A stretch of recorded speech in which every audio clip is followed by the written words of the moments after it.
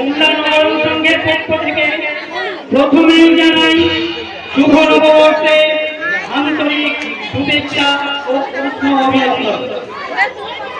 শ্রী শ্রী বাবা ধর্মরাজ ঠাকুরের পাদপদ্মে প্রণাম জানিয়ে ৩৩ কোটি দেবদেবীকে স্মরণ করে শ্রী শ্রী ঠাকুর রামকৃষ্ণদেব ও নাট্যাচার্য ঘোষের আশীর্বাদ নিয়ে শুরু করতে চলেছি এক বাস্তব ধর্মীয় সংযোজন সামাজিক যাত্রাপালা। বনের ঠিকানা জেলখানা। আজকের যাত্রাপালা বনের ঠিকানা জেলখানা। রচনা ডক্টর তাপস কুমার, নির্দেশনা ও সম্পাদনা গৌড়া নবরণ সংঘের এক ও অদ্বিতীয় নির্দেশক মিস্টার ধ্রুব কুমার। পরিবেশনা গৌড়া নবরণ সংঘ।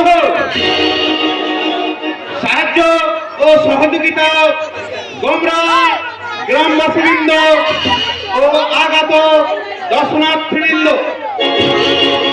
সাজসজ্জা স্টার দেশ কোম্পানি, আলো ধ্বনি দত্ত সাউন্ড পঞ্চাননতলা, মঞ্চসজ্জা আবির সাউন্ড অ্যান্ড ডেকোরেটর। ব্যবস্থাপনায় গৌড়া ভাই ভাই সংঘ, মিস্টার জয়ন্ত থানাইর। অভিনয়ে ধ্রুব কুমার মন্ডল, পিনাকিলের মন্ডল, নৃত্য হরিদাস, রাজেশ মন্ডল, কালসোনা দাস, বিশ্বজিৎ দাস, রাকেশ দাস, শ্যামসুন্দর নায়ক, কালীচরণ মেটে, অমৃত মেটে, স্বরূপ দাস, অমর দাস ও কেষ্ট মেটে। তৎসহ সোনাই মুখার্জি, রীনা চ্যাটার্জি, টুম্পা ও সব গায়ক অভিনেতা সুজয় দাস। শুরু করতে চলেছি 1433 বঙ্গাব্দে নবরণ সংঘ পরিচালিত পরিবেশিত আবেগ বিবেক আর শিহরণে ভরা এক বাস্তব ধর্মী অশ্রু সজল সামাজিক যাত্রাপালা। সাধের শিউলি অকালে ঝরেছে, এই সন্তার কান্না খেপা ঈশ্বর চিৎকার করে। বনের ঠিকানা জেলখানা, বনের ঠিকানা জেলখানা।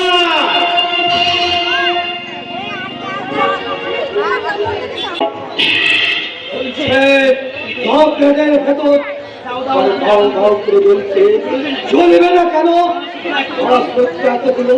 মানুষের কাপড় কাটাকি অন্তর্কালী পণ্য ওই বই করে আজকে বলেছিল আমার সব ফাটা চাকরি পুজো ভাত করে কোপ করবে। কোথায় সকাল সকাল জল খাবার করে করে নিজের নয় সাগরে পারে পৌঁছে দেবে, তা নয় বেলা বইয়ে দুপুর হতে চলেছে। তা আদুরি হতে পারে খেয়াল আছে? খেয়াল না থাকলে তোমার প্রাণের ভাই দিবাকর হতো ছাড়া ঠিকই খেয়াল আছে। দিবাকরটা ঠিক বলেছিস সবাই, তুই ঠিক বলেছিস, কিন্তু তোর হাতে গরম গরম সিঙ্গারা আর কচুরি বন্ধ থাকতে তবে ঘটে পাইনি। তাকে আবার তোমাকে আমাকে হ্যাঁ ওই ঘাটে তোমাকে কাপড় কাচতে দেখেছিলাম, তাই সঙ্গে সঙ্গে ময়রার দোকান থেকে এই সিঙ্গারা কচুরি কিনে নিয়ে এলাম।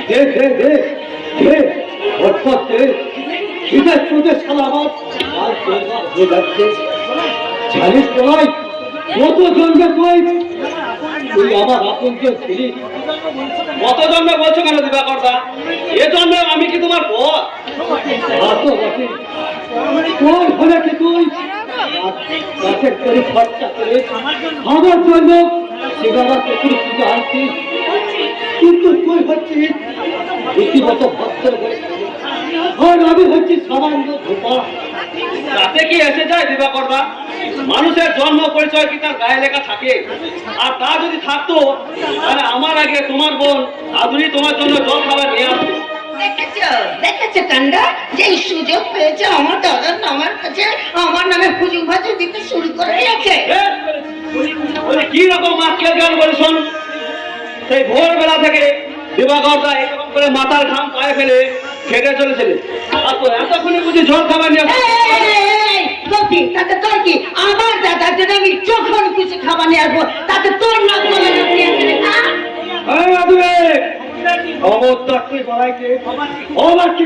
বলবি না, ও ছিল বলে জীবনে ব্যর্থ আমি টাইম মতো জল খাবার খেতে পেলাম, নিজের হাতে ফেলে দাও আমার জন্য ঠিকানাতে দিবি। আর তাতে তুমি গলে একেবারে জল হয়ে গেছে। কেন হবো না? খিদের চোটে আমার কর্ম তালু সব চলে যাচ্ছে। এই সময় বেলা ফ্যাট ফ্যাট করে থাকো। তার মানে তুমি আমার নামে জল খাবার খাবে না? না, তোর মতো ঘরের গুণের অচেতনা জল খাবার থেকে অনেক ছেলে ছেদটা দাম অনেক অনেক বেশি। দাদা দাদা এই সময় তুই আবার বিবাদাকে ডাকছিস কেন? ওর সঙ্গে যত চাষ নেবো বলে তো গরম গরম সিঙ্গারা কিনে নিয়ে এসে বিবাদাকে এখান থেকে ভাগালাম। ও সালা, তাই বলো চলো, তুমি তো একটা ভিজে বেরোলে সালা।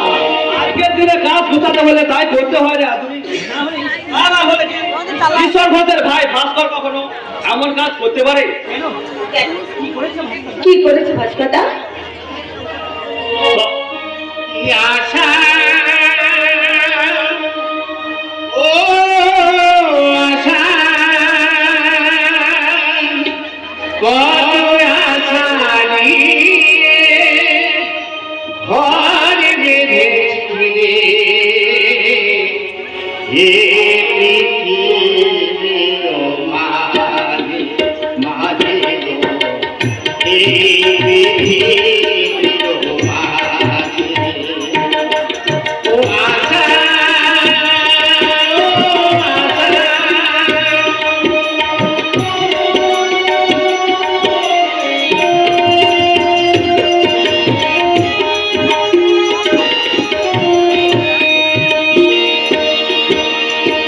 মা পুরাতে সুখের বেদনা হৃদয় লাগে বাজে, মা পুরাতে বাসনা তোমার হৃদয় লাগে বাজে, ও আশা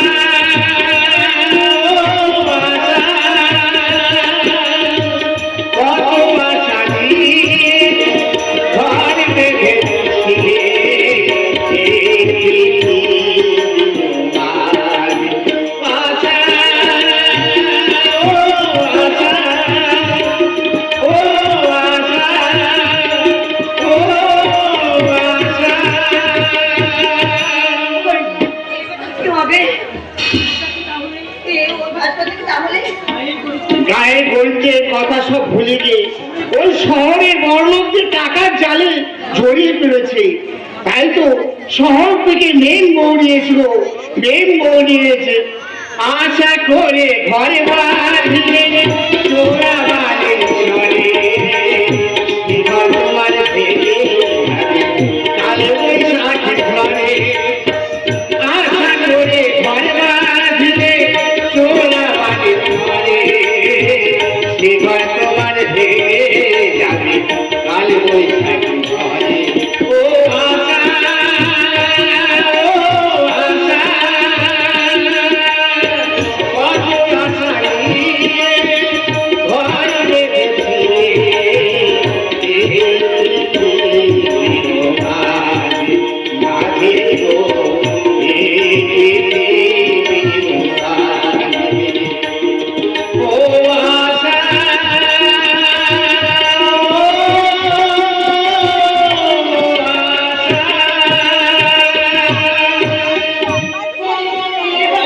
শোন শোনে দিকাই, এই বললা ওই ভাস্করদাকে নিয়ে যদি ওই কথাটার সংসার কোনো অশান্তি শুরু হয়? কি আছে বস্তা দাদা মেনে নিলেই সব ঝামেলা মিটে যাবে। তবে চুপি চুপি বিয়ে করে ভাস্করদা কিন্তু মোটেই ঠিক কাজ করেনি। এই আমার কথা ধর না, যেমন তোর আমার ব্যাপারটা আগে থেকে গ্রামে সবাইকে জানিয়ে রেখেছে। এসব কথাগুলো সবাইকে যদি না জানালেও পারতিস রে বেলায়। বেশ বলেছি, আরো বলবো, আমি চিৎকার করে বলবো, শোনো গো দাদা, আমি ভাস্করদার মতো নই। শহরে গোলক ধাঁধায় না ঘুরে আমি আমার এই গ্রামের বউটাকেই আমি বিয়ে করবো। চুপ কর।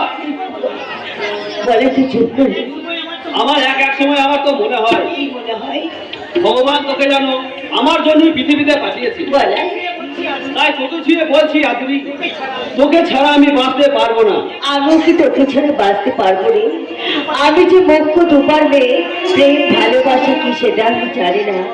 শুধু আমি এইটুকু জানি, তুই আমার মাটির পৃথিবী, আমার কাছে দেবতা। ওই মাটির দেবতা স্বর্গের মাঝি আমি নতুন করে গর্ব আমাদের সুখের স্বর্গ। আর সেই স্বর্গের মাঝি চিরকাল এইরকম করে জড়ি ধরে বলবো, আদুরি তুই শুধু আমার, তুই শুধু আমার, তুই শুধু আমার। এ জীবন তোমাকে দিলাম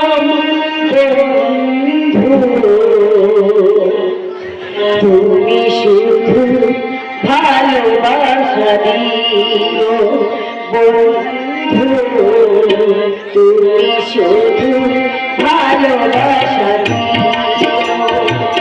এ জীবন তোমাকে দিলাম বন্ধু, তুমি শুধু ভালোবাসা দিও বন্ধু, তুমি শুধু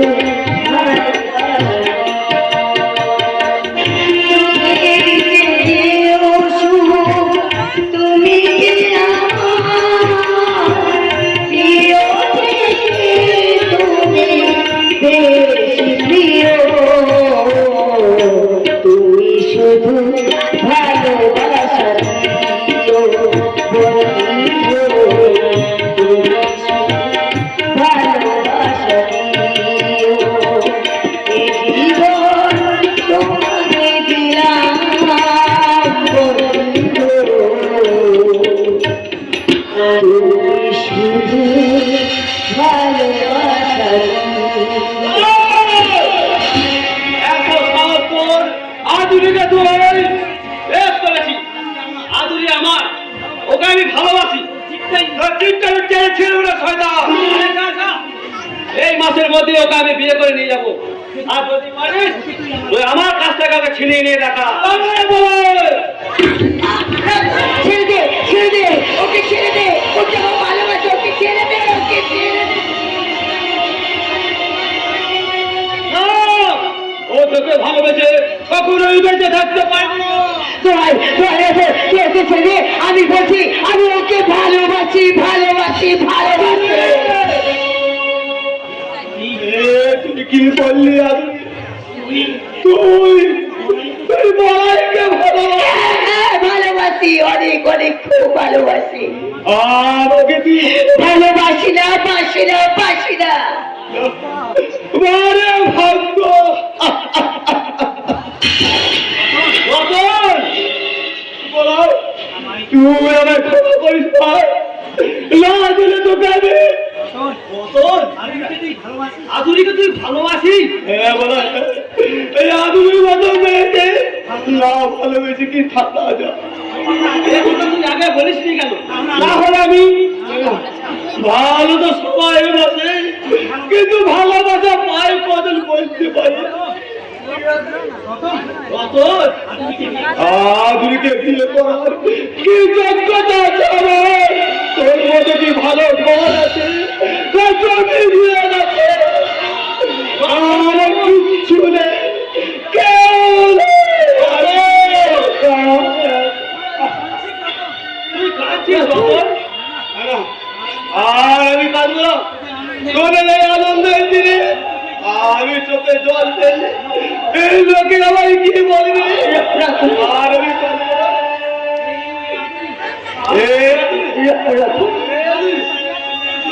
এখনো মুখ ভয় করে দাঁড়িয়ে আছিস কেন?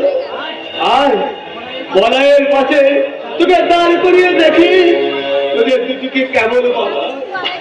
বাহ, বেশ মানিয়েছে তো, ভাষা মানিয়েছে।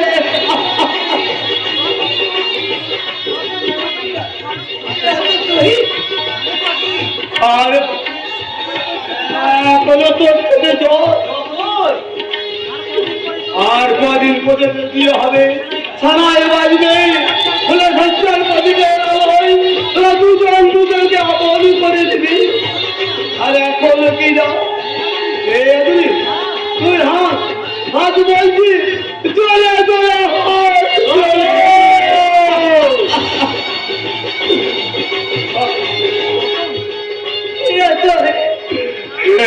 কথা কইল কি গো, ভালোবাসা দিলে ভালোবাসা ও সাথী রে, ভালোবাসা ফুল খেলা, ভালোবাসা ফুল খেলা।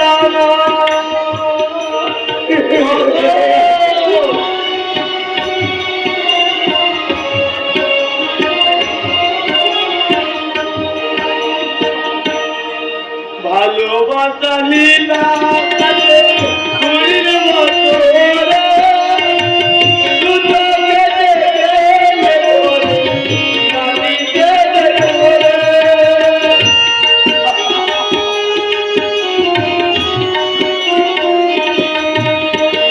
ভালোবাসা লীলা কালে ফুলের মতো রে, দুটো কেটে গেলে ওরে,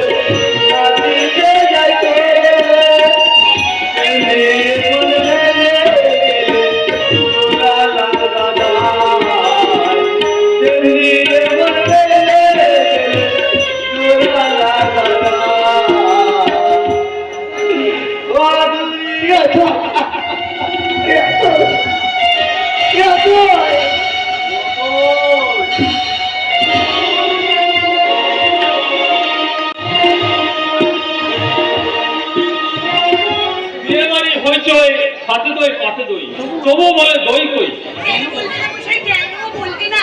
আজকে তাদের ফুলসজ্জা, তাই শাস্ত্রী মশাইয়ের বিধান অনুযায়ী আজ কিন্তু প্রতিভোজির আয়োজন করা হয়েছে। জি যা চাইবে তা কিন্তু তাই। ভুল করে আজকের দিনে কেউ যদি তোমার কাছে উল্টো পাল্টা কিছু চেয়ে, আমিও তা দিয়ে দেবো। তাহলে এক্ষুনি দাও। আমার এই শুকনো গালে তোমার এই মিষ্টি মধুর সহ্যর একটু হামি।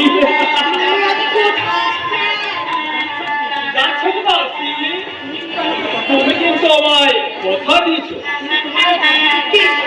কিন্তু ওই তোমার এই ট্যাবে চোখের মাঝখানে আমি কি করে তোমার গালে হামি দিই? আমার না ভীষণ ভীষণ লজ্জা করছে। তুমি তোমার চোখ দুটো বন্ধ করো, তারপর আমি সত্যি সত্যি সত্যি সত্যি সত্যি এই আমি চোখ বুঝলাম। তাহলে তোমার মনস্কামনাই পূর্ণ হোক। বাড়ির সবাই বিয়ের আনন্দে মেতে আছে, এই ফাঁকে তুমি আমার গালে গুনে গুনে কষে নাচের পুরো হয়ে না। ভাইয়ের বিয়েতে ঘটা করে ঈশ্বর আমাকে বাড়ি করে নিমন্ত্রণ করে, আর শেষ পাতে দইয়ের বেলাতে তো হাত জোর করে আপনার কাছে ক্ষমা চেয়ে নিচ্ছি ঠাকুর মশাই। চলুন মণ্ডপে চলুন, আমি নিজের হাতে আপনার পথে দই পরিবেশন করবো। চলুন। এই হরে রাম বাণিজ্য হচ্ছে প্রতিনিধি কুলে ব্রাহ্মণ, না না না ব্রাহ্মণ কুলের প্রতিনিধি অর্ধভুক্ত আমি ত্যাগ করে যখন আহার, না না না না মানে অর্ধভুক্ত আহার ত্যাগ করে যখন আমি উঠে এসেছি তখন আমি কিছুটি অন্ন গ্রহণ করবো না। তাহলে যে আমার ভাস্করের অপমান হবে ঠাকুর মশাই, অন্তত আমার ভাস্করের কথা ভেবে আবার আপনি আহার গ্রহণ করুন ঠাকুর মশাই। এই হলো আমাকে কি তোমরা কামালিবে জানো? ইচ্ছে করলে তোমাদের বংশ অভিশাপ না মানে অভিশাপ দিয়ে বংশ করতে পারবে। শান্ত হন ঠাকুর মশাই, আপনি শান্ত হন। এমন সর্বনাশ আপনি আমার করবেন না। আমি হাত জোর করে আপনার কাছে ক্ষমা চেয়ে নিচ্ছি। দয়া করে আপনি অন্ন গ্রহণ করবেন। চলুন। কদাপিও না। তাহলে কিন্তু ঠকবেন ঠাকুর মশাই। ব্রাহ্মণ কুলের ভোজন দক্ষিণা এখনো বাকি। ভোজন দক্ষিণা মানে আস্তর উপর একটা টাকা। স্বর্ণকারের দোকানে গেলি 600 টাকা। কি? কথাটা আগে বললি হতো। আরে নেপা টেপা খেন্দা টেনা মানে আমাদের এই ছেলেগুলোকে নিয়ে সঙ্গে নিয়ে আসতাম। এখন আর হাঙ্গামা নিয়ে দই না মানে দই নিয়ে হাঙ্গামা করতাম না। এবং ছেলেদের নিয়ে মিছিল করে বলতাম তাই না দই রূপর টাকা টাকা। কোথায় যাচ্ছি ঠাকুর মশাই? নেপা নেপা টেপা খেলা টেরা হচ্ছে বাংলো থেকে রাধা কান্তকে আনতে যাচ্ছি। গুনে গুনে আমি এক ডজন জন্মদিন কাজে আর 4 দিনে গুনে গুনে 1 ডজন টাকা না মানে 1 ডজন টাকা রূপ আমার তাই। আলুর দিলে যে গোপাল ঠাকুর, আমি আবার নতুন করে এবার পাতে পাতে দেবো দই, বন্ধ হবে বই। না না না, আমিও আর দাঁড়িয়ে থাকবো না। দাদা বৌদির পুরুষসজ্জার ঘরটা আমি বরং গুছিয়ে দিয়ে আসি। পুরসজ্জার ঘরটা পরে গোছালেও চলবে। আগে আমার জীবন্ত দেবদেবীর পায়ে আবার প্রণাম করতে দে। এসো রাখি। আমার দাদা বৌদিকে তুমি প্রণাম করো।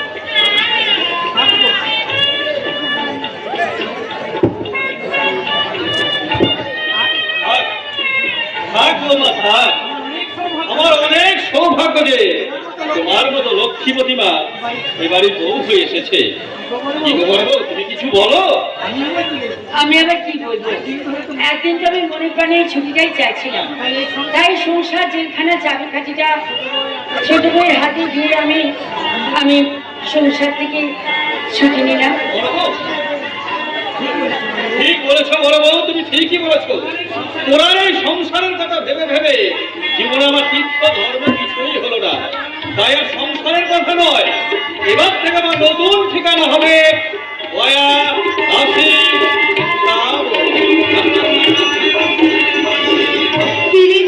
কিছু বুঝলি তো? দাদা কিন্তু তোকে একবারে পার খবর দিয়ে গেল। তাই ফাঁকা মাঠে দেরি করিস না। ফাঁকা মাঠে তুই বৌদিকে নিয়ে গলির পরগল চালিয়ে যা। আমি দেখে ভীষণ অসভ্য। না না, ওকে তুমি চিনতে ভুল করছো লাভলি। ওর মতো ভদ্র নম্র রুচিশীলা মেয়ে আজকের দিনে তুমি দ্বিতীয়টি পাবে না। তাছাড়া কথাটা তো আর মিথ্যে নয়। আজ আমাদের নবজীবনের নববধূ দাদা বৌদির স্বপ্নকে সত্যি করতে আজ থেকে তোমাকেই নিতে হবে এই সংসারে শুভাশুভের দায়িত্ব। তুমি কি পাগল হয়ে গেছো যে আমি কলকাতা উচ্ছল জীবন ছেড়ে আমি তোমার গায়ে ভাঙাচোরা মাটির বাড়ির দায়িত্ব? সত্যিকারের গৃহলক্ষ্মীরা তাই নেয় লাভলি। কিন্তু আমি নেব না। ভুল করে তুমি আমাকে গৃহলক্ষ্মী ভেবেছো ভাস্কর। গৃহলক্ষ্মী সেই চাবির কাছে আঁচলে বাঁধার জন্য আমি এখানে আসিনি। তাহলে কেন এসেছো? এসেছি দাদার কথাই। দাদার কঠিন উদ্দেশ্য সিদ্ধ করতে। তোমার দাদার গোপন চাওয়াটা তুমি এখনো বলনি লাভলি। তাহলে শোনো, আমার দাদা চাই মধুপুরের বুকে একটা দেশি মদের কারখানা খুলতে। কি বলছো তুমি? সেটি এই সামান্য কথাটা শুনে তুই আমার চমকে উঠলি, আর বাকি কথাটা যদি আমি এখনো বলি। বাকি কথা মানে? আমার দাদা ইনকাম ট্যাক্সের দাদার প্রচুর ব্ল্যাক মানি আছে, আর তুমি তো ওই ইনকাম ট্যাক্স ডিপার্টমেন্টে কাজ করছো, তাই দাদার ওই ব্ল্যাক মানিটা যদি একটু ভালোভাবে সামলে দিতে পারো, মানে হোয়াইট মানিতে, কিন্তু আমি যদি তা না দিই, তাহলে দাদার মনের লাভটাও তুমি পাবে না। তোমার আমার ফুলসজ্জার মিষ্টি মধুর রাতে এই মিষ্টি কথাটা আমি তোমাকে জানিয়ে দিয়ে গেলাম।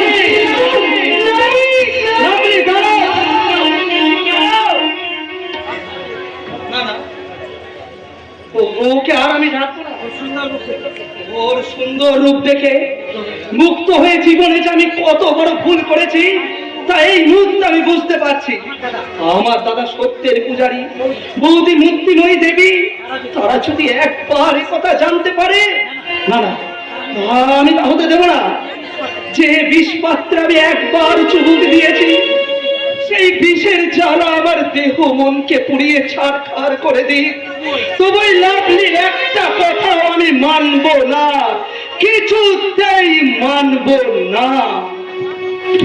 আসবে ভাস্কর ঘোষ, মানতে তোমাকে হবে।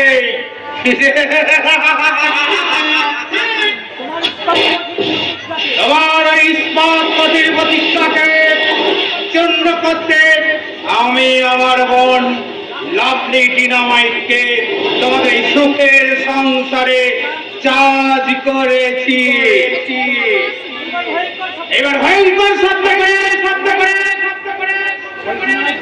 ওই ডিনামাইট যখন তোমাদের সুখের সংসারে এই সুখের ইমারতকে ভেঙে চুরমার করে দেবে, সেই ভাঙা ইমারত উপর দাঁড়িয়ে দেই দেই করে নাচবে। আবার কেন তো এখানে শেষ ওই টানি তাল বানতাল করতে এই কল্যাণ সমেত চাল কখনো বানচাল হতে পারে না। দামি দামি গাড়ি উঠাই করে দামি দামি উপহার যৌতুক আমি লাভলির শ্বশুর বাড়িতে পাঠিয়েছি। এরপর থেকে ওর শ্বশুর বাড়ির ওই ভিখারির বাচ্চারা আমার পায়ের তলায় কুত্তার বাচ্চার মতো মনে থাকবে।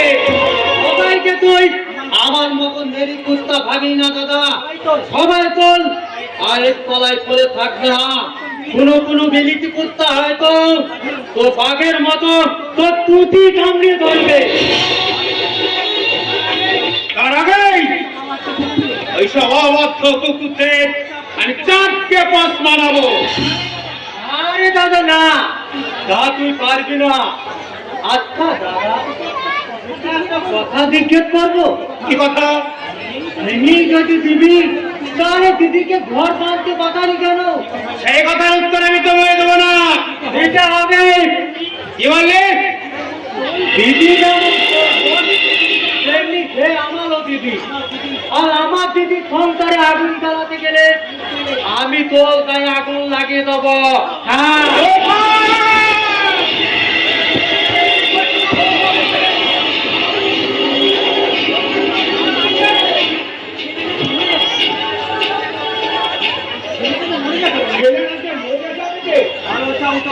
ভালো চাও তো ওকে ঘরে তালা বন্ধ করে রাখো, নাইলে কোন দিন আমি গলা ডুবে ওকে একদম শেষ করে দেব। আমি মরবো তবু তোকে আমি আমার দিদি সংসার ভাঙতে দেবো না। আমার সংসার ভেঙে আমার সংসার কাউকে ভাঙতে হবে না দাদা, আমি নিজেই আমার সংসার ভেঙে আমি এখানে চলে এসেছি। দিদি, দিদিমণি, এ কি লাভলি? শ্বশুর বাড়ি থেকে তুই হঠাৎ এই বাড়িতে? কিসের শ্বশুর বাড়ি রে দাদা শোনা, ওটা তো একটা জঞ্জাল, আর ওখানে যারা বাস করে তারা সব এক একটা জন্তু জানোয়ার। এত আধুনিক শিক্ষায় শিক্ষিত কোনো মানুষ ওদের সহ্য করতে পারবে না, তাই তো আমি কাউকে কিছু না জানিয়ে নিশুতি রাতে আমি গা ঢাকা দিয়ে ওখান থেকে পালিয়ে এসেছি। ভালোই করেছিস লাভলি, ভালোই করেছিস। দাদা শোনা, নরে দিদি না, তুই ভালো করিস না, তুই ফিরে চল, আমি নিজে তো শ্বশুর বাড়িতে পৌঁছে দিয়ে আসবো। বলি, হ্যাঁ, তুই খাবে কি করে? তোর মতো একটা হাওয়া সাথে আমি বাইরে বেরোবো? ছোট বাবু সঙ্গে যেতে না চাও, আমি তোমায় পৌঁছে দিয়ে আসবো দিদিমণি। কি বলে? স্বামীর ঘর হলো স্বর্গ, অনেক দুঃখের পর সেই স্বর্গের স্থান পাইব দিদিমণি। তাই তুমি অনেক পুণ্যে জোরে সেই স্বর্গের স্থান পেয়েছ, ভুল করেও সেই স্বর্গটাকে নষ্ট করে দিয়ে রাখো দিদিমণি। তোমরা যেটাকে স্বর্গ ভাবছো, আমার কাছে সেটা একটা নরক, আর সেই নরকে আমি কিছুতেই ফিরে যাব না, কিছুতেই না। আমার কথা বলি না দিদি, বিয়ের পর মেয়েদের শ্বশুর ঘরে থাকতে হয়, বাপের ঘরে নয়। কি বললি? যদি বাঁচতে চায় পালিয়ে দাও দিদি, এখান থেকে তো পালিয়ে দাও, এখান থেকে তো পালা। শুনলি লাভলি, ওই রাজকেন্দ্রের কথাগুলো তো শুনলি? ভাবছি এবার থেকে ওকে কোনো পাগলা কারণেই আমি পাঠিয়ে দেবো। না বল বাবু, না, পাগলা কারণে পাঠিয়ে না, ছাপা হলো ওই বাস্তব বুদ্ধি তো তোমাদের থেকে কিছু কম নয় গো বড় বাবু। তাহার মতো আমিও বলছি যে স্বামী সংসার ছেড়ে তুমি বোধহয় ঠিক করনি গো দিদিমণি, তুমি বোধহয় ঠিক করনি, তুমি বোধহয় ঠিক করনি। আমার মনে হয় দাদা শোনা, ওই ইডিয়েট সাধুটা ওকে কিছু শিখিয়ে কি সব বলাচ্ছে, নইলে যে ভালোভাবে কথা বলতে জানে না সে কিনা একটা জ্ঞানের লেকচার দিয়ে গেল। ওদের কথা তো সব লাভলি, তোকে এইভাবে একা থাকতে দেখে আমি কিন্তু অবাক হয়ে যাচ্ছি। সত্যি করে বলতো দাদা শোনা, কি হয়েছিল ফুলসজ্জার রাতে? কি আর বলবো দাদা শোনা, তোমার কথা মতো ফুলসজ্জার রাতে আমি ভাস্করকে যখন তোমার ওই দেশি মদের কারখানা আর ইনকাম ট্যাক্স অফিসের কথা সব বলতে গেছিলাম, তখন আবার সব কথা শুনে না বুঝে ও আমাকে অসভ্যের মতো এখন রিফিউজ করলো। হাতার মালকে ঠিক মতো ইউজ করতে না পারলে সে তো রিফিউজ করবে। দাদা শোনা, এরকম সেক্সি চেহারা, সেক্সটাকে একটু বুঝে শুনে ইউজ কর। বস, কি ব্যাপার রে পল্টা, তো এখানে মহা কিচান বেঁধে গেছে বস। আপনার এবারে রেড করতে ইনকাম ট্যাক্সের ফোর্সে হাজির। বলছিস সে পল্টা, তাহলে তো স্টাউন্ডের ভাস্কর। হ্যাঁ ম্যাম দিদি, হ্যাঁ ওই ভাস্কর বাবুই তো আমাকে খবর দিলে বসকে পাঠালো। লাভলি, দাদা শোনা, ভেতরে যা, তোকে এই বিপদের মাঝে একা ফেলে রেখে যে বিপদের মাঝে একা ফেলে রেখে আমি চলে যাবো? না হলে কাজ চুক্তা হবে কি করে? ভেতরে গিয়ে তো থানার ওসি ঘটেশ্বর সামন্তকে ফোন করে জানাও my life is in danger. এই বুঝলে সে যেন এখানে চলে আসে। যাচ্ছি দাদা, তবে যাবার আগে তোমাকে একটা কথা বলে যাই, ওই ভাস্কর ঘোষের সঙ্গে তুমি কিছুতেই আপোস করবে না। জীবনে একবার ভুল করে আমি মধুপুর গেছিলাম, তাই তো আজ থেকে ভাস্কর ঘোষের সঙ্গে আমার এই শাখা সিঁদুরের সাথে সমস্ত সম্পর্ক শেষ। শেষ, শেষ। লাভলি, লাভলি, ওসি ঘটেশ্বরকে তো ফোন করার কথা যেন ভুলিস না। কিন্তু আমি এখন কি করব বস? আরে তুই আবার কি করবি? তুই হচ্ছে নাম্বার 1 ক্রিমিনাল। যখন রাহাজানি করে পুলিশের খাতায় ফেরার পর ধারা পেয়ে বসেছি, ভাস্কর তো কেন দেখলে তার চোখ তেরা হয়ে যাবে। বাইরে গিয়ে অপেক্ষা কর। ওকে বস, তবু বাইরে গেলেও আমার এই যন্ত্রখানা কিন্তু রেডি থাকবে।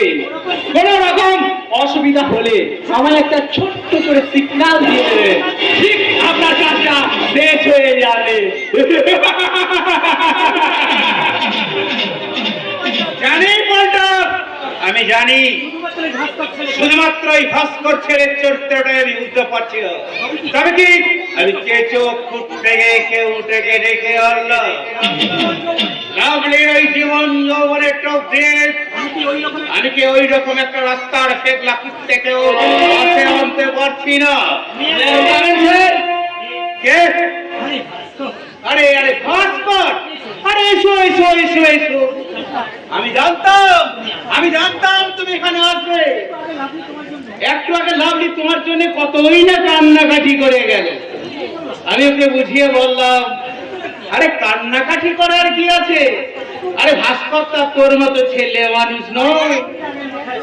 তোর আগের মাথায় শ্বশুর বাড়ি থেকে চলে এলো সামাজিকতা রক্ষা করতে।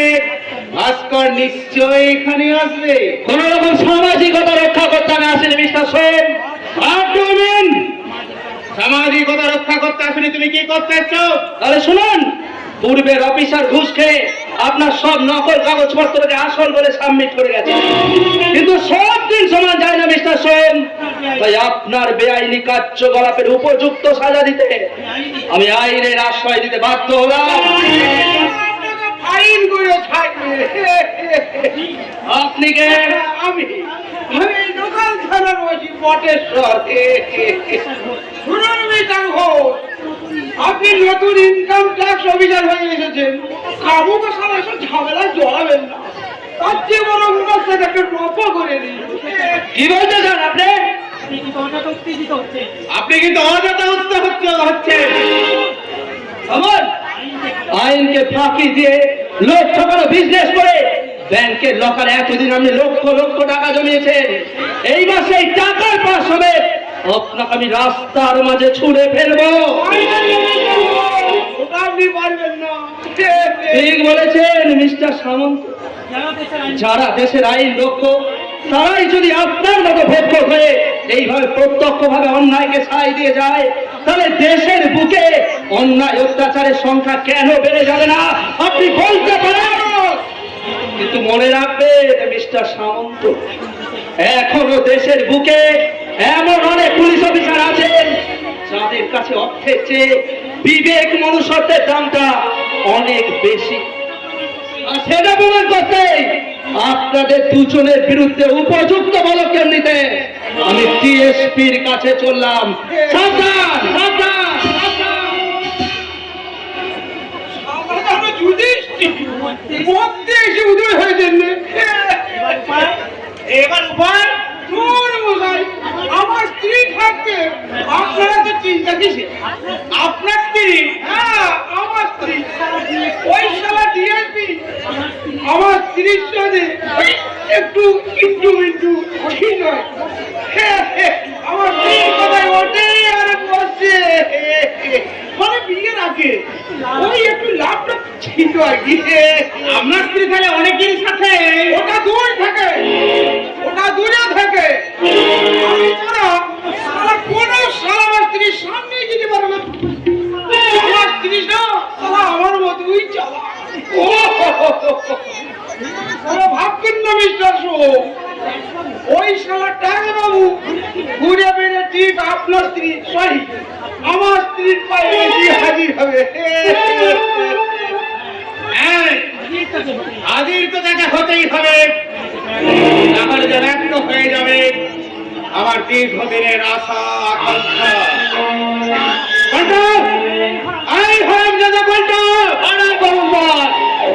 আর লাশ ফেলতে হবে ওই শালা ভাস্কর ঘোষালে নাকি প্রফেসর সামন্ত? না, কারো লাশ ফেলতে হবে না। তুই এখন মধুপুর যাওয়ার জন্য তৈরি হও। সেখানে দু চক্রে এলি তারিখ বনমালীকে হাত করে তাদের যে জমিগুলো কিন্তু ভেদ করতে পারে। বেশ করে কি করবেন বস? আমাদের বাসার গরিব মজুর শ্রেণীর মানুষদের নামে প্রথম আমি জমিগুলোকে বিলিয়ে দেব। এখন তাদেরকে চাকরির লোক দেখে অল্প দামে সেই সমস্ত জমি আমি নিজের নামে লিখে নেব। মিস্টার চৌধুরীকে মিলিয়ে দাঁড়িয়ে দেন। তিনি যেন কারখানার প্ল্যানটা যেন শুরু করে। ততক্ষণ আমি মিস্টার সামন্তর সঙ্গে কথা বলে দেখি এর ব্যাপারে নতুন আইন খাড়া করা যায় কি না।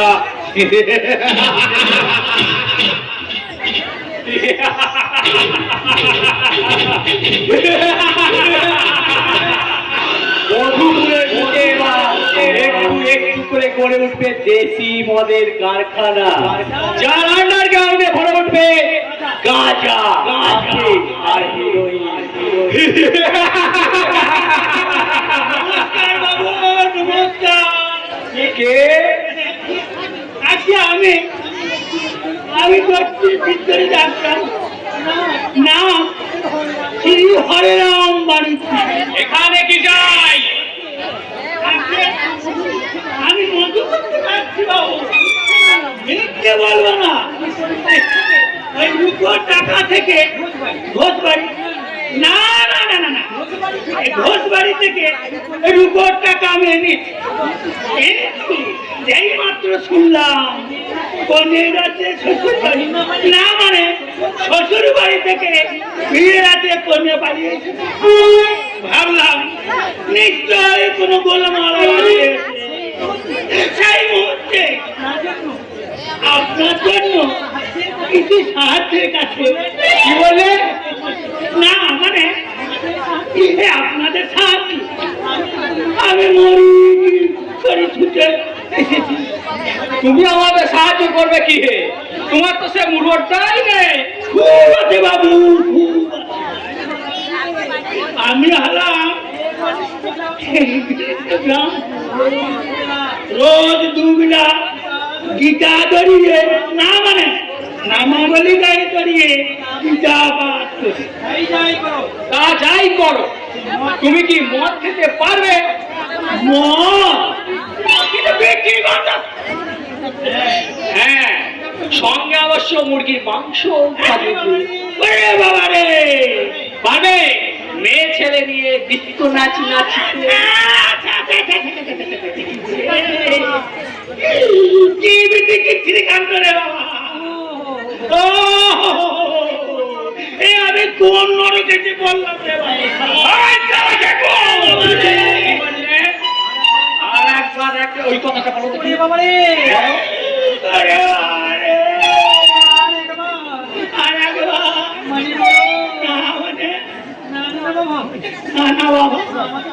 আমাকে ছেড়ে দাও বাবা, খাবো বাবা, খাবো, খুব খাবো। কি খাবে? ওই যে মদ, মনিরিষা যদি সুরা খেতে পারে, আমার মদ খেতে দোষ খেতে পারবো। তাছাড়া মাংস সহযোগে গঙ্গা জল নিলাম, না মানে গঙ্গা জল সহযোগে মাংস নিলাম। ঠিক বলেছ তো। হ্যাঁ, একেবারে ঠিক ঠিক বলছো।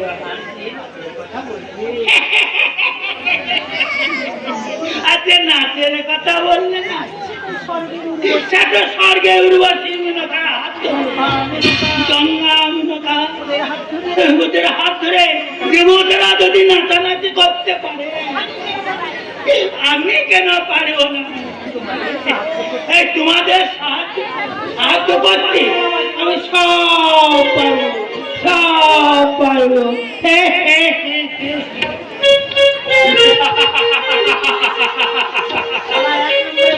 এক নম্বরের ভণ্ড বামুন, তোমাকে যদি মদ মাংস খায়ে ডিস্কো নাচ না নাচিয়েছি তো আমারও না বলটা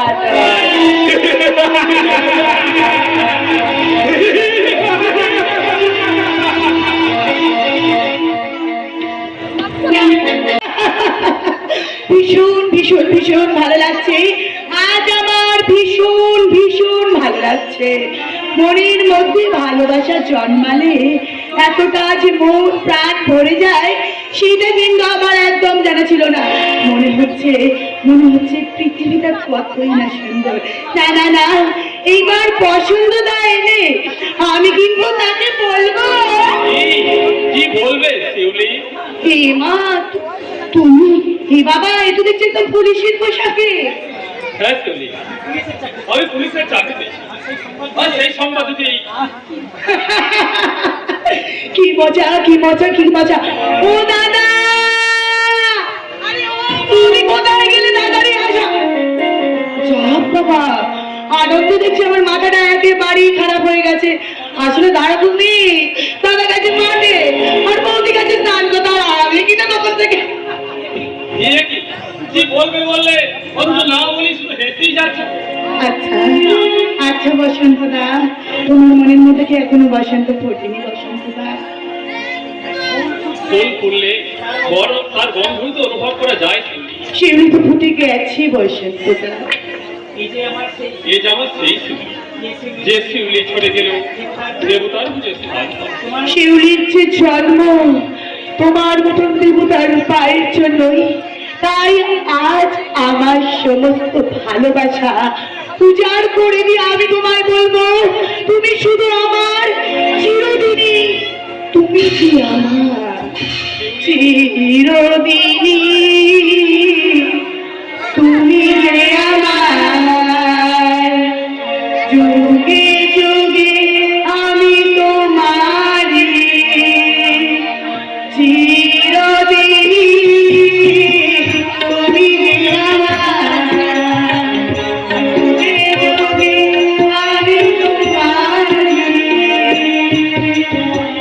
আমি আছি সেই ঘটনা, তুমি আছো সেই আমারি সঙ্গী, সঙ্গী।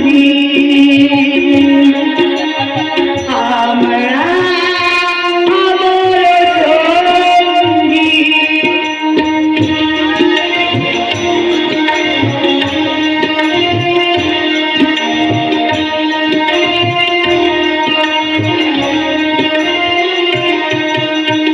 এত কাছে রয়েছ তুমি, আরো কাছে তোমাকে তুমি ছাড়া না আমার আর কেউ নাই। এত কাছে রয়েছ তুমি, আরো কাছে তোমাকে যে চাই, তুমি ছাড়া এমন আমার যে আর কেউ নাই। হৃদয়ে সব কবিতা ঝরে পড়ে ছন্দদারি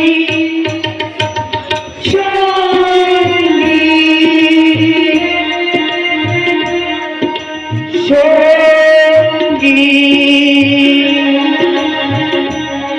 আমরা আমার সঙ্গী চিরদিনই, তুমি যে আমার যুগে যুগে, আমি তোমারি। আরে বাবা, না মানে ওই ওই ওই বসন্ত দা।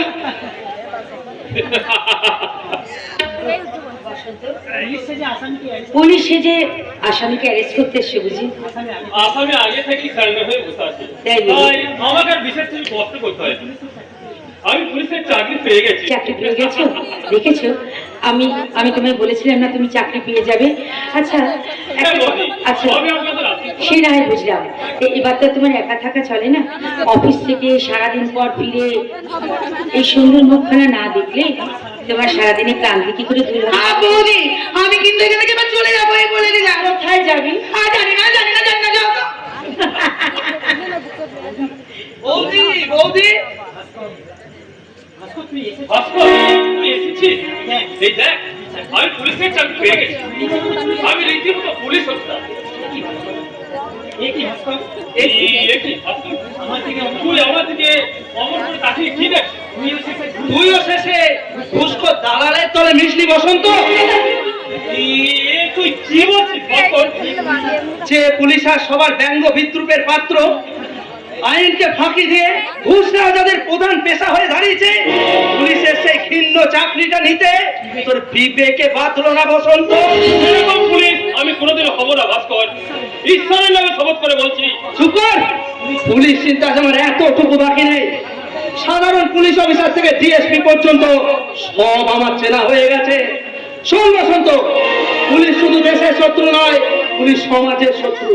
আর তুই যখন ওই চাকরিটা বেছে নিয়েছিস, তুই আমারও শত্রু।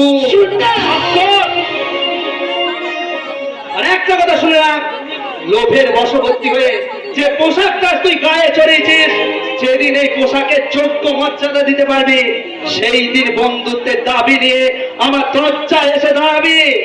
তোর আমার বন্ধুত্বের মাঝে এই চাকরিটা তুই করে ভাস্কর, আমি আমার জীবনের সর্বোচ্চ বসন্ত, তুমি কি করছো? তুমি নিজেও জানো না বসন্ত। জানি বৌদি জানি, আজকের দিনে আর হয়তো আমি চাকরি পাবো না। বেকারত্বের জ্বালা বুকে নিয়ে হয়তো সারাটা জীবন আমাকে বয়ে বেড়াতে হবে। তবু আমার মনে এইটুকু সান্ত্বনা পাবে যে বন্ধুত্ব সম্পর্ক আমি বজায় রাখতে পেরেছি। বসন্ত, তুমি বসন্তের জীবনে বোধ হয় আর কোনোদিন বসন্ত আসতে রাখতে পারি। দার্জরতা তুষার তোপে হয়তো বসন্তের কল্পনার বাগান একদিন ভেঙে শেষ হয়ে যাবে। তবুও আমি থাকবো তোমার আমার এই ভাঙা মুখখানা নিয়ে, তো চিরকাল তোমার বসন্ত হয়ে থাকো। দাঁড়াও বসন্ত, দাঁড়াও। যাওয়ার আগে তুমি আমার শেষ কথাটা শুনে যাও ভালো করে বসন্ত। যে আইন বিশ্বাস করে তোমার মাথায় তুলে দিয়েছে গুরু দায়িত্ব, সেই আইনকে অসম্মান যদি তুমি করো, তাহলে তাহলে সবাই তোমাকে ক্ষমা করলেও আমি কিন্তু কোনোদিনও তোমাকে ক্ষমা করবো না বসন্ত। হ্যাঁ, এতদিন তোমার জন্য আমার এই মনের মধ্যে যে এতখানি ভালোবাসা আমি সঞ্চয় করে রেখে দিয়েছিলাম বসন্তদা, সেই ভালোবাসা আজকের পর থেকে সৃষ্টি হবে মুঠো মুঠো ঘৃণায়। হ্যাঁ বসন্তদা, মুঠো মুঠো ঘৃণা, মুঠো মুঠো ঘৃণা।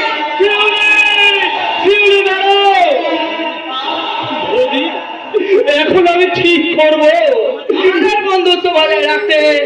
তুই চাকরিটা ছেড়ে দে বসন্ত। হ্যাঁ, তুই ঠিক বলছিস ভাস্কর, এই আমি চাকরিটা ছেড়ে দেবো। তাহলে তোমার জীবন থেকে শিউলি যে হারিয়ে যাবে বসন্ত। বৌদি, চিরদিনের মতন এই বাড়ির দরজা তোমার জন্য বন্ধ হয়ে যাবে। আমি ভাবতে পারছি না বৌদি, আমি কিচ্ছু ভাবতে পারছি না। আমায় ক্ষমা করুন বৌদি, আমায় ক্ষমা করুন। বন্ধুত্ব সম্পর্ক বজায় রাখতে মুঠো মুঠো ঘিরাকে সাক্ষী করে আজ আমি চাকরিতে রিজাইন দিতে চললাম। কোথায় চলেছ বসন্ত? পেছন ফিরে দেখো, অন্যায় অত্যাচারে জর্জরিত মানুষ আজ তোমার মুখের দিকে তাকিয়ে আছে। ওদের তুমি বাঁচাবে না বসন্ত? কেমন করে বাঁচাবো বাবা? বন্ধুত্বের সম্পর্কের কাছে আমার অসহায় কর্তব্য যে হেরে গেছে। হারলে চলবে না বসন্ত। ওই ওই শোনো, বাতাসের মাঝে ভেসে আসছে আত্ম মানুষের বুক ফাটা হাহাকার। সমাজের ঢুকেছে অসহায় মানুষের কান্না, আর সারা দুনিয়ায় আজ সমাজ সেই কান্না হাহাকার। আর কান্নাকে থামাবে তুই এদেশের সাধারণ মানুষগুলোকে বাঁচার সাহস জোগাতে পারবে না ভাই? দাদা, এদেশের বুকে সৎ আদর্শবান পুলিশের বড়ই অভাব। তুমি কি পারো না তোমার সততা, ন্যায়, নিষ্ঠার প্রাচীর দিয়ে এদেশের অসহায় মানুষগুলোকে রক্ষা করতে? আপনার আশীর্বাদ পেলে আমি সবকিছুই করতে পারবো না বসন্ত। তুই কিন্তু সবাই ক্ষমা করিস ভাস্কর, সবার আশীর্বাদকে পাথেয় করে আইনের কর্তব্যকে আমি মাথায় তুলে নিলাম। চলে যা, এই মুহূর্তে বাড়ি ছেড়ে তুই বেরিয়ে যা। আমার জন্য আপনাদের সংসারে অশান্তি হোক, এ আমি চাই না। শোন বসন্ত, আজ আমি এখানে দাঁড়িয়ে প্রতিজ্ঞা করে বলে যাচ্ছি যে পুলিশকে তুই ঘৃণা সিংহাসনে বসিয়েছিস, সেই পুলিশকে আমি বসাবো সর্বোচ্চ আইনের সম্মানের সিংহাসনে। আমি প্রমাণ করে দেবো কোন আদর্শবান পুলিশ সাধারণ মানুষের কাছ থেকে বই নিতে পারে না। সংখ্যায় নগণ্য হলেও এদেশে এখনো কর্তব্য পরায়ণ পুলিশ অফিসার আছে। ভাস্কর, কর্তব্য পরায়ণ পুলিশ অফিসার আছে। বসন্ত, বসন্ত, ওকে যেতে দাও। না না না না না, তুই কে ফিরিয়ে নিয়ে আয় ভাস্কর, তুই কে ফিরিয়ে নিয়ে আয়। না, ঘুষখোর পুলিশের দলকে আজ আমার বন্ধু ভাবতে লজ্জা হয়। তুমি কি করলে? তুমি কি পাগল হয়ে গেছো? হ্যাঁ হ্যাঁ, আমি পাগল হয়ে গেছি বড় বউ। দুদিন শহরে গিয়ে পড়া মানুষ শুনে ফেলে যত ভাষা ওকে তুমি বলে দিও বড় বউ, দ্বিতীয়বারও তুমি আমার কথা অবাধ্য হয় তাহলে ওকে কিন্তু আমি বাড়ি থেকেই বন্দি করে দেবো। তোর কি হয়েছে ভাই? কিছু না, তবে একটা কথা বলতে, দাদা কিন্তু বড্ড বাড়াবাড়ি করে ফেললো। এর পরিণাম ভালো হবে না।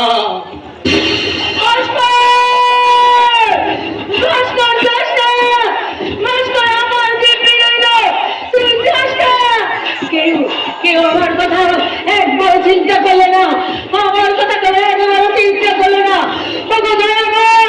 এই শান্তির সংসারে তুমি অশান্তি রাজনীতি চালিও না। ওই শান্তির সংসারে তুমি অশান্তি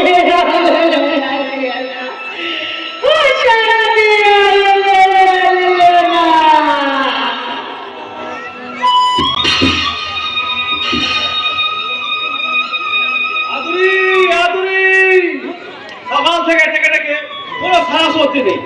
শুধুমাত্র ওর জন্য এই গ্রামে পড়ে আছি। তাহলে কবে আমার জমি জিনিস বিক্রি করে ওর হাত ধরে শহরে চলে যেতাম। ভেরি গুড, তোমার নাম কি? বলাই মন্ডল, চাষবাস। কিন্তু আমি লোকটা কে? আমার পরিচয় পরে, তার আগে বলো তো, তোমার কি ইচ্ছা করে না শহরের বুকে একটা মোজাক করা বাড়িতে বসবাস করতে? ইচ্ছে করে না স্যুট কোট পরে নিজের গাড়িতে চড়ে পার্টিতে বা ক্লাবে গিয়ে ফুর্তি করতে? ইচ্ছে করে বাবু, খুব ইচ্ছে করে, কিন্তু পারি না। ওই আধুনিক টানে ও যদি একবার আমার সঙ্গে শহরে যেতে চাই, তাহলে কালই আমরা জমি চিড়ে বিক্রি করে ওর হাত ধরে আমি শহরে চলে যেতাম। যেতাম কি বলছো ভাই? তুমি অবশ্যই কলকাতায় যাও। আর তুমি কলকাতায় যাচ্ছ শুনলে তোমার আদুরিও হাসতে হাসতে কলকাতায় চলে যাবে। আপনি সত্যি বলছেন বাবু? সেদিন আনা যাবে, তাহলে আপনি যা বলবেন আমি তাই করব। আমি বড় হতে চাই, আপনাদের মতো শহরের বাবুদের সঙ্গে আমি মিশতে চাই। বলুন বাবু, আমায় কি করতে হবে? সর্বপ্রথম টাকার লোভ দেখি এই গ্রামে বেশ কিছু গরিব পরিশ্রমী মানুষকে নিজের আয়ত্তে আনতে হবে। তারপর তাদেরই মদত নিয়ে তোমার বাপ ঠাকুরদার জমির উপর গড়ে তুলতে হবে কল্যাণ বাবুর এই মদের কারখানা। বাবু, এই মধুপুরের বুকে কল্যাণ বাবু যে মদের কারখানাটা বাড়াবে, তুমি আর আমি হব ম্যানেজার। ম্যানেজার? সত্যি বলছেন বাবু? হ্যাঁ, তোমার কাজের জন্য এই নাও 5,000 টাকা বকশিশ। 5,000 টাকা? 5,000 তো কম। তুমি যদি ঠিকঠাক কাজটা করতে পারো তাহলে লাখ লাখ টাকা উঠে আসবে। যাও, কাজটা তুমি শুরু করে দাও।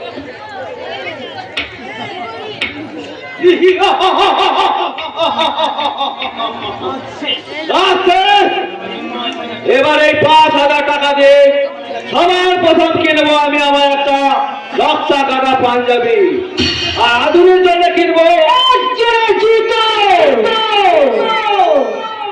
এই শুভ দিনে তুই জুতো চাইছিস কেন? তোর মুখের উপর বসিয়ে দেবো বলে।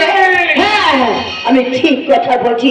মিথ্যে ভালোবাসা নেশায় এতদিন তোর পেছনে ছুটে চলেছিলাম, কিন্তু তখন জানতাম না তোর ভেতরে লুকিয়েছে একটা লোভী জানোয়ার। তুই অন্তত আমাকে একটু বোঝার চেষ্টা কর। কি বুঝাবি তুই আমাকে?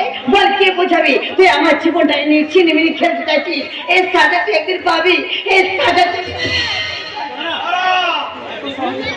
এত সহজে তোকে আমি ভুলে যাবো আদুরি? আমার পথটা ছাড়, ছেড়ে বলছি, ছাড় বলছি। বলাই কখনো পছায় না রে হারামজাদি।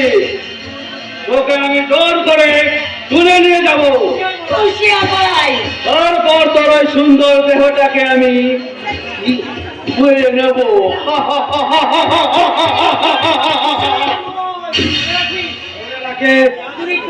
এই আগুনের দাদাকে এখনো বেঁচে আছে। ওই লাঠির ভয়ে কথাটা আমি সাহায্য করতে দেবো। দিবাকরদা, আমাকে মারতে তুমি লাঠি তুলছো কেন তুলবো না? জবাব দিয়ে বসো। ওর সাহসে তুই আমার বোনের হাত ধরেছিলি, ওর সাহসে তুই ওর ইজ্জত কেড়ে দিতে চাইছিলি। তোমার সমস্ত কথার জবাব আমি এই 2000 টাকার নিচে চাপা দিলাম। 1000 টাকা? এই শোন, এই ঘুষ দিয়ে এই গায়ের অনেক মানুষকে তুই কিনতে পারবি, কিন্তু সব মানুষকে তুই কিনতে পারবি না। নিশ্চয়ই পারবো। আর একটু পরেই দেখতে পাবি এই গ্রামের অর্ধেক মানুষ আমার হাতে হাত মিলেছে। ওরা বলবে হ্যাঁ বলবে তোমরা এই গায়ের মাঠে কারখানা হবে, আর সেই কারখানায় চাকরি করে ওরা মনের আনন্দে দিন কাটাবে, আর তোমরা এক মুঠো ভিক্ষের আশায় রাস্তায় রাস্তায় ঘুরে বেড়াবে। ওই মাকে তুই হুমকি দিচ্ছিস রে ড্রাইভার? আর একবার এই কথাটা বললে তোকে আমি না দাদা না, আমি জানি ও ভুল হতে চলেছে, কিন্তু আমি তো ওকে সত্যি ভালোবাসি। তাই তাই তুমি আমার ভালোর কথা ভেবে তুমি ওকে ক্ষমা করে দাও দাদা, তুমি ওকে ক্ষমা করে দাও, ওকে তুমি ক্ষমা করে দাও। ক্ষমা? এক কথায় ওকে আমি ক্ষমা করে দেবো। হ্যাঁ দেবে। আরে বাবা, মুখে আদুরি যাই বলুক না কেন, মনে প্রাণে ও আমার ভালোই চায়। আর তুমি যদি ভালো চাও তাহলে আমার কথা মতো তুমি কাজ করো। আর মানে তুই আমাকে এই 2000 টাকা দিচ্ছি, ধরো।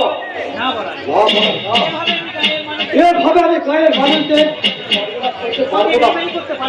ড্রাইভারি করতে পারবো না।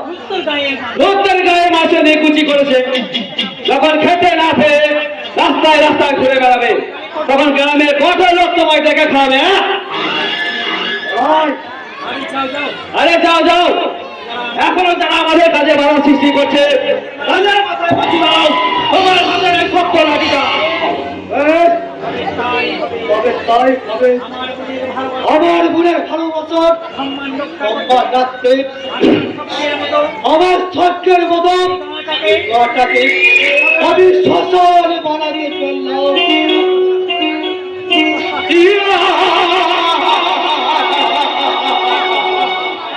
এতক্ষণ ধরে এত চেষ্টা করে যাকে আমি হাতের মুঠোয় আনতে পারছিলাম না, আদুরি দাদা দিবাকর আজ অর্থের জালে আটকে গেল। কিন্তু সেটা জানো না, আমার কাজ হাসিল হলে অপমান হবে। এই মুহূর্তে যে শান্তি ভঙ্গ করার চেষ্টা করবে, সেই সারাদিন আমি একা একা ধরবো আর লকাবে বলবো। এ কিসের আপনি? হ্যাঁ আমি এই কল্যাণ বাবু এই মাত্র ফোনে জানিয়েছেন আর চালা বলটার সাথে নাকি এই গায়ের বলাইয়ের রপা হয়ে গেছে, তাই বলাইয়ের সাথে আমি দেখা করতে এসেছি। আমারই না বলেছে। ও বাবা, ভেরি গুড ভেরি গুড। তোমার দায়িত্বটা আমি তুমি নিশ্চয় বুঝে নিয়েছো।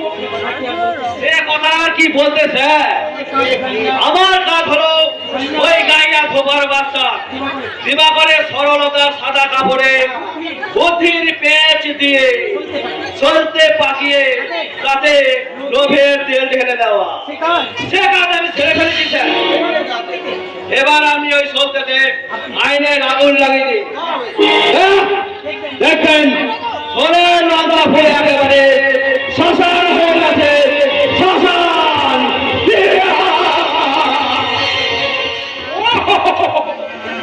পুলিশের চাকরি পাওয়া মানে হাতে একেবারে স্বর্গ পাওয়া।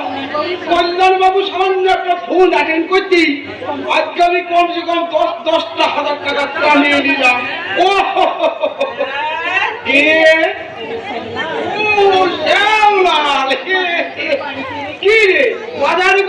যে রেখে এসেছে বুঝি কি পেলি তাই বল এই মাই দুটো পেয়েছি বড় বড় দুটো রুই পুরো বল দিয়ে হয় বয়লার না হলে চলেই না আর চেহারা কেন হয়ে যাবে একদম বয়লার মুরগি ফুলে আমার পোকাটা যে আবার গলদা চিংড়ি ছাড়া একটা ভাত মুখেই দেবে না সব পেটটাকে এনে দিস তুই মাথা ভাঙে বল শুয়োর কেন পাঁচটি চাইব নাকি সবাইকে বিনা পয়সা মাছ দিতে নিষেধ করেছে। আমার পুলিশকে আমার বিনা পয়সায় মাল দিতে নিষেধ এটা কি মগের মধ্যে নাকি কে কে সেই শালার বাচ্চা সরি কে সেই শুয়োরের বাচ্চা শালাকে এমন টাইট দিও না 3 জন্মে না না 7 জন্ম 7 জন্মে শালা বলতে পারবে না স্যার আমি হলো শালা বটেশ্বর দারোগা আর শুয়োরের বাচ্চা ওর পিঠের চামড়া যদি না তুলে নিতে পেরেছি আমি শালা আগে বাপের বেটা নই বাহ বাহ, চমৎকার। কে যার জন্য বিনা পয়সায় আজ আপনার বাড়িতে বাজার আসেনি আর সেই জন্যই যার পিঠের চামড়া আপনি নিজের হাতে তুলবেন আমি সেই চোরের বাচ্চা।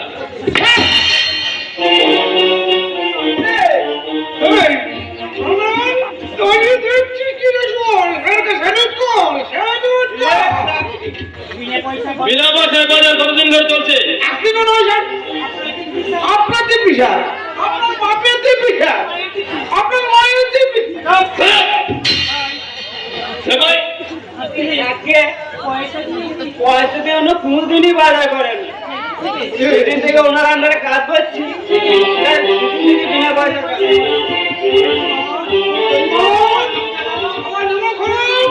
এই সারের কাছে মিথ্যে বলে তুই আমার চাকরিতে খাইতে চাই না কেন কি বলেন? বিশ্বাস করুন স্যার সব মিথ্যে মিথ্যে এই গরিব দুঃখীদের পরিশ্রমের ফসল কেউ কখনো বিনা পয়সায় নিয়ে নিতে পারে স্যার ধরুন, আমি জানি আপনি সহজে হার মানবেন না, তাই আজ আমি এসপির কাছে কমপ্লেন করবো। আমি স্বীকার করছি স্যার প্রায় 3 দিন ধরে 3 দিন রয়েছে এরাই 3 মাস ধরে হ্যাঁ স্যার প্রায় 3 মাস ধরে ওই গরিব চাষিদের ভয় দেখিয়ে একটু শাক সবজি মাছ মাংস একটু নিয়েছি স্যার এবারের মধ্যে আমায় ক্ষমা করে দিই এই আমি বন্ধ হচ্ছি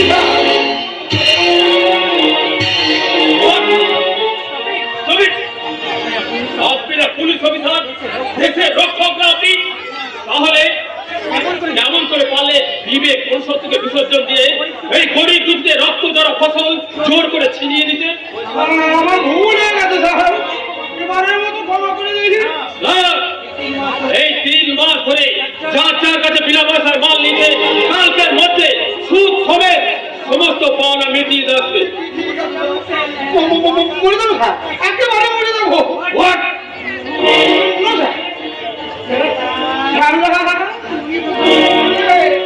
তুই তো বাজার করে আনিয়ে দেবো তা না একটু হিসেব তো বুঝে একটু কম বলে করে না কেন স্যার আমি টাকা রেডি করুন আমি এক্ষুনি আসছি শুনুন মিস্টার সোপ, এই এরিয়ায় কোথায় কোথায় চোরাই মাল পাচার হয় আর তার সঙ্গে কে কে জড়িত প্রত্যেকটা খবর 24 ঘন্টার মধ্যে হচ্ছে। কথাটা মনে রাখবেন।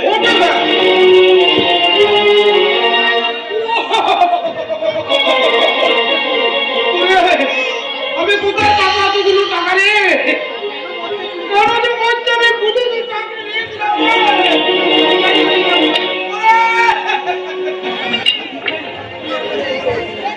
আমার হাতে বাজি ধরিয়ে দিলে পুলিশে যাইবে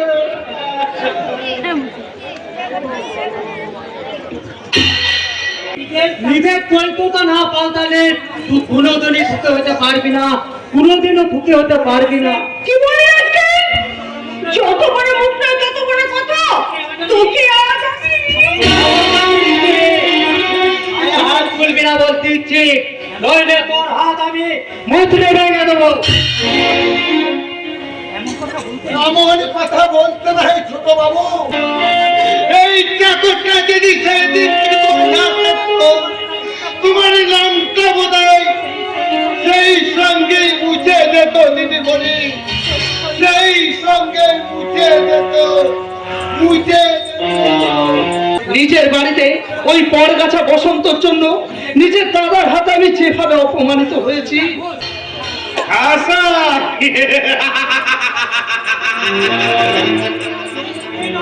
যৌবনের রঙে ঠাসা আমার এই মনটি একখানা যন্ত্র। ইউ আর ওয়েলকাম হিসমর, ইউ আর ওয়েলকাম। যেখান থেকে যেমন করে হোক আমি ভাস্করকে খুঁজে বের করবোই, তারপর তার হাত দুটো ঘোরাবি বলবো আজ পাড়া গায়ে আবার ফিরে আয়, তাই না দাদা? আমরা দুই ভাই কতদিন এক পাশে বসে খাইনি। কামো না করলেও চলবে। আমি যে শিউলি দাদা রে, আপনার সব দাদা, আর আমি শিউলের মায়ের পেটের আপন দাদা। যেখানে আদর্শ পল্লী মধুর রূপ হারিয়ে যায় অসভ্যতার অন্ধকারে, এই শহরে শিউলি যাবে না। আমার মায়ের পেটের বোনকে আমি কোথায় নিয়ে যাব সেই ব্যাপারে কথা বলার তুমি কে? নিজের বিবেককে প্রশ্ন করবে ভাস্কর। আমি কে? তুই আমাদের সেই ভাস্কর তো, যে ভাস্করের মুখের দিকে তাকে আমি তোমায় সান্ত্বনা দিয়ে বলতাম আমাদের কি সন্তানের প্রয়োজন, এই শিল হচ্ছে আমাদের মেয়ে, আমি ভাস্কর আমাদের। বারে বারে গায়ে ফিরে পড়াশোনা করছে নাকি? কথা বলা বন্ধ। একটু পূর্ণ করতে দেবে না।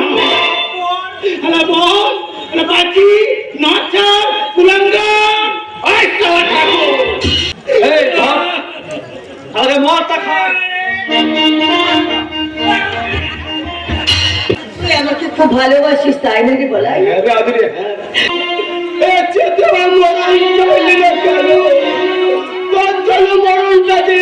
আমার কাছে অনেক সুখের ছিল না। একই রে শিউলি, তোর তোর দু চোখে জল, মুখে মুখে মদের গন্ধ। বলো না, তুমি এরকম কেন? কেন বলো না, বলো না, কেন করছো এরকম? কে গো তুমি? তুমি আমার ভাস্করকে দেখেছো? সেই ভাস্কর হারিয়ে গেছে। তুমি মিথ্যে বলছো, তুমি মিথ্যে বলছো। সে না ফিরলে কে মুছাবে তার বৌদির চোখের জল? দাদা, কে আদর করে থামাবে শিউলির কান্না? আমি তোমার একটু শান্তির আত্মটাই দিদি, একটু শান্তির আত্ম। শহরের কাছে তুমি আমার সত্যিকারের দাদা। সর্বনাশ করেছি,